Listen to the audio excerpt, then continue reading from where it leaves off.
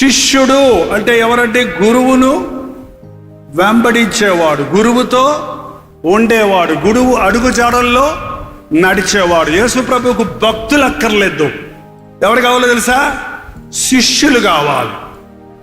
భక్తులకి శిష్యులకి తేడా ఏంటి? భక్తుడు దేవుడి దగ్గరికి వెళ్ళి దండం పెట్టుకుంటాడు, దవడలు వాయించుకుంటాడు, లేకపోతే సిలువ వేసుకుంటాడు, వచ్చేస్తాడు. శిష్యుడు ఏం చేస్తాడు? గురువుతోనే ఉంటాడు.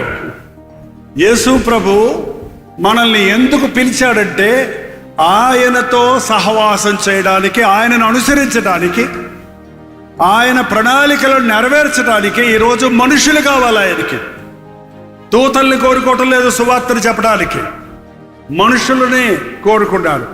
ఈ రోజుకి ప్రభు నీతో నాతో సహవాసం చేయాలని ఆశపడుతున్నాడు. అందులో కొందరిని పిలుచుకున్నాడంట. ఎందరో ఉన్నారు లోకంలో, కానీ కొందరిని ఆయన పిలిచాడు. నేను ఆకర్షిస్తేనే కానీ ఎవరు నా యొద్దకు రాలేరు అని చెప్పాడు ప్రభు. ప్రభువుతో ఉండుటకు పిలుచుకున్నాడండి. క్రైస్తవ భక్తి శిష్యరికం.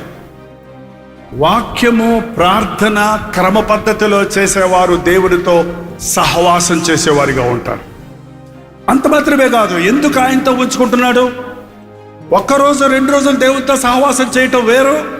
మన బ్రతుకు దినములన్నీ దేవునితో నడవాలంటే అనుదినము దేవుని చిత్తములో నడవాలి.